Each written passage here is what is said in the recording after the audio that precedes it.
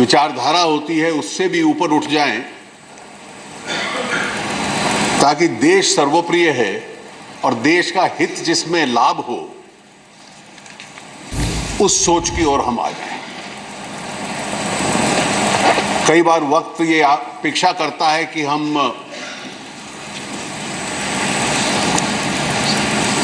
एक स्तर की एक स्टेट्समैनशिप दिखलाएं।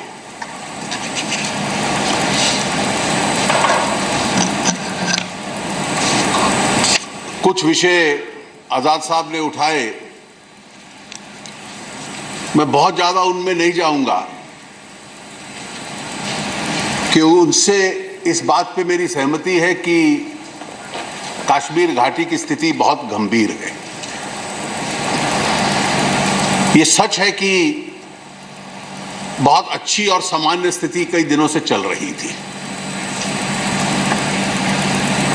एक बहुत बम्पर टूरिस्ट सीजन रहा और स्वाभाविक है कि उससे एक पूरे विश्व में भी संकेत जाता है कि वहां सामान्य स्थिति है, वहां की अर्थव्यवस्था को भी बहुत लाभ होता है। और एक बहुत अच्छे टूरिस्ट सीजन के बाद, जिसमें उन्होंने कहा कि 40-40 जहाज रोज जा रहे थे, हजारों की संख्या में लोग आते जाते रोड से भी थे, इसके बाद अमरनाथ यात्रा,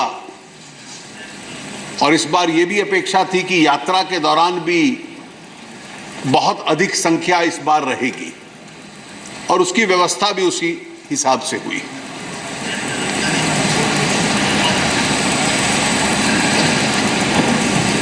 केवल ये सोच लेना कि ये भारतीय जनता पार्टी और पीडीपी का गठबंधन की सरकार बन गई और उसकी प्रतिक्रिया में कुछ हो रहा है, यह राजनीतिक सोच हो सकती है।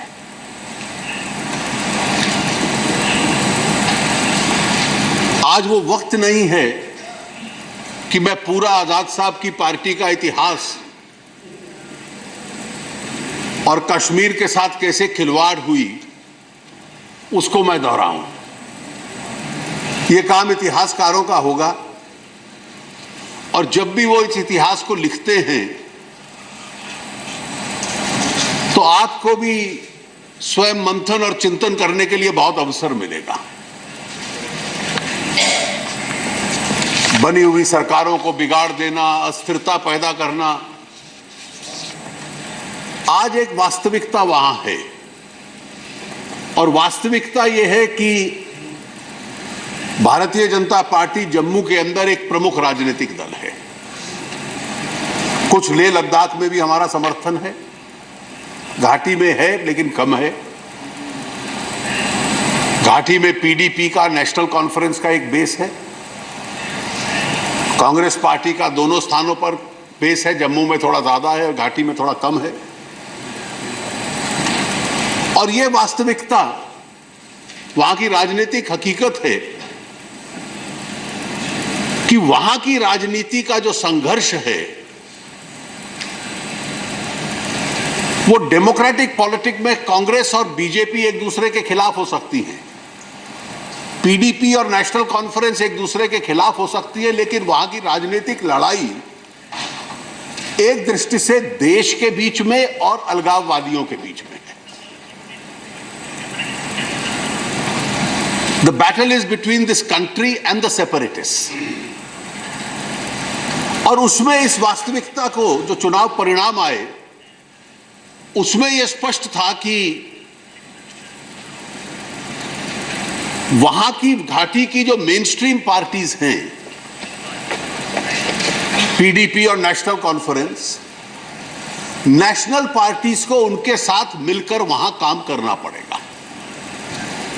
उनसे वैचारिक मतभेद भी हो सकते हैं और चुनाव का गणित भी कुछ ऐसा था परिणाम का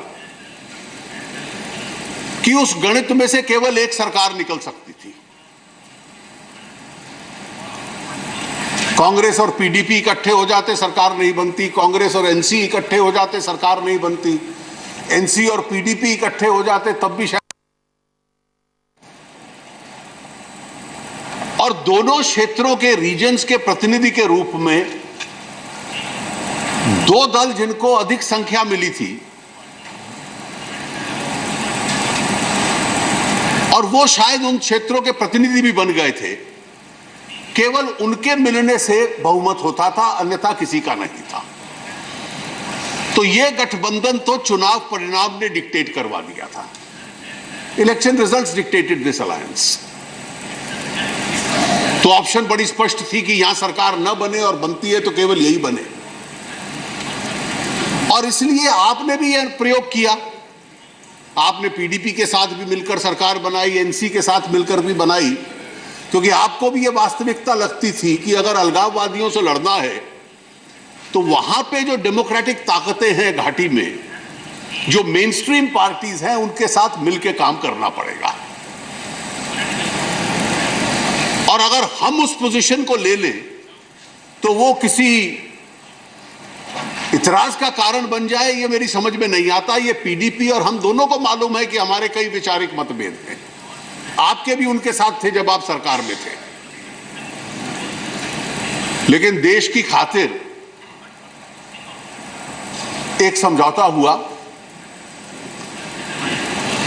लेकिन यह सामान्य स्थिति बिगड़ने का मूल कारण यह गठबंधन नहीं था। इस स्थिति को बिगड़ने का मूल कारण टेलीविजन पर दिल्ली में कोई कार्यक्रम आ जाए और जिन लोगों से हमारा मतभेद है वो लोग उस कार्यक्रम की चर्चा में शामिल हो जाएं, केवल उसकी वजह से स्थिति बिगड़ गई, ये अपने आप को हम धोखा देने का प्रयास न करें। यह बिल्कुल स्पष्ट है कि जब से यह देश आजाद हुआ और बंटवारा हुआ, हमारे पड़ोसी देश ने कभी भी यह स्वीकार नहीं किया कि कश्मीर घाटी भारत का एक हिस्सा है। Pakistan never reconciled to the idea of Jammu and Kashmir being a part of India. इसका मूल कारण यह है, और क्योंकि उन्होंने यह स्वीकार नहीं किया और एक नकारात्मक एजेंडा के आधार पर वो अपनी राजनीति चलाते रहे, और उस राजनीति चलाने के लिए उन्होंने तरह तरह के कदम उठाए। एक कदम यह भी उठाया कि 3 बार लड़ाई हुई, कन्वेंशनल वॉर हुआ, और कन्वेंशनल वॉर में पाकिस्तान यह समझ गया कि कन्वेंशनल वॉर के माध्यम से वो जीत नहीं सकते थे। जब कन्वेंशनल वॉर के माध्यम से नहीं जीत पाए और कश्मीर हासिल नहीं होगा, तो उन्होंने आतंकवाद का सहारा लिया। और 89, 90, 90 के से लेकर जो आपने कहा 27 साल, एक बहुत बड़ा अवधि काल था कि वो आतंकवाद का सहारा लेते रहे। और उस आतंकवाद के सहारे में सिक्योरिटी फोर्सेस भी शहीद हुई, इनोसेंट लोग भी मारे गए, आतंकवादी भी मारे गए। लेकिन एक दौर ऐसा आया था जब पूरे विश्व में इस बात की स्वीकृति समाप्त हो गई कि आतंक के माध्यम से आप कुछ हासिल कर सकते हैं, विश्व यह स्वीकार नहीं करेगा। Terrorism will never be a fruits for you. और दूसरा, आज पूरे विश्व का स्वभाव भी उस आतंक के खिलाफ था। Global appetite against terror had been, what did it speak? और इसलिए 8-10 साल पहले यह भी देखने को मिला कि अलगाववादियों ने अपनी रणनीति थोड़ी सी बदली। और जिस अवधि काल का आप जिक्र कर रहे हैं, जब आप मुख्यमंत्री थे, अमरनाथ आंदोलन हुआ, उसके बाद 2010 में पत्थर फेंकने वाला स्टोन पेल्टिंग आंदोलन हुआ, तो वो उसको स्वरूप ये देते थे कि ये मास एक्शन है सिविल डिसोबीडियंस के रूप में।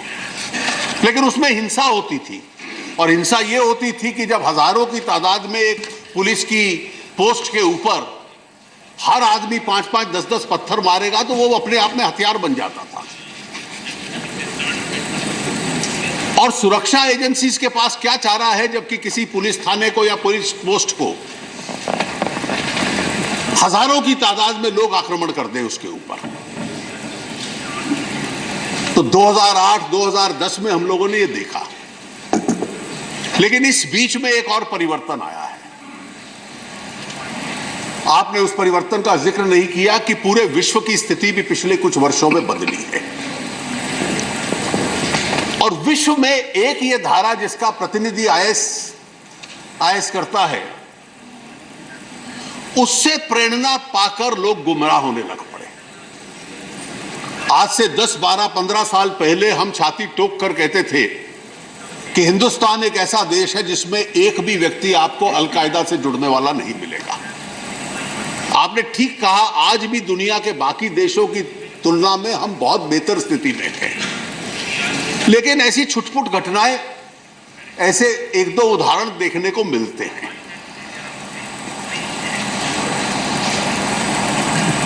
और अलगाववादियों का जो आंदोलन था वो भी इस विश्व के अंदर बदलती हुई धारा के साथ थोड़ा सा उस प्रभावित हुआ है। घटना मूल ये थी कि 8 जुलाई को जम्मू कश्मीर की पुलिस कुछ आतंकवादियों के बारे में जानकारी मिलती है, इनकाउंटर होता है, पुलिस को भी नुकसान पहुंचता है, वो आतंकवादी भी मारे जाते हैं।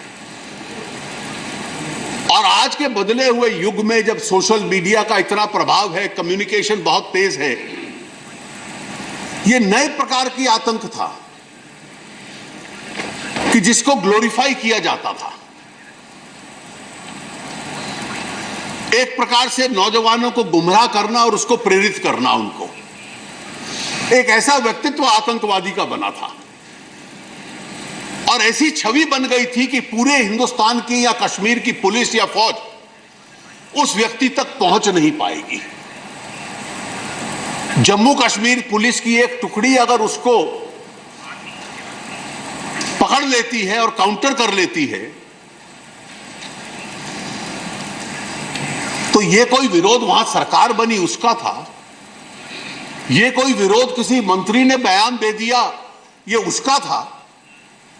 ये विरोध, आजाद साहब अपने आप को हम गुमराह ना करें, वो इस बात का था कि जिस व्यक्ति को आतंक का अपना हीरो मानते थे, पुलिस की एक टुकड़ी ने उसको एनकाउंटर के अंदर लिक्विडेट कर दिया। और सारा गुस्सा इसलिए जो विरोध करने आए, बहुत बड़ी संख्या में आए, वो कोई टूरिस्ट के खिलाफ नहीं था, वो यात्रियों के खिलाफ नहीं था, वो आम आदमी के खिलाफ नहीं था, वो अधिकतर जम्मू कश्मीर की पुलिस के खिलाफ था और सीआरपीएफ के खिलाफ था।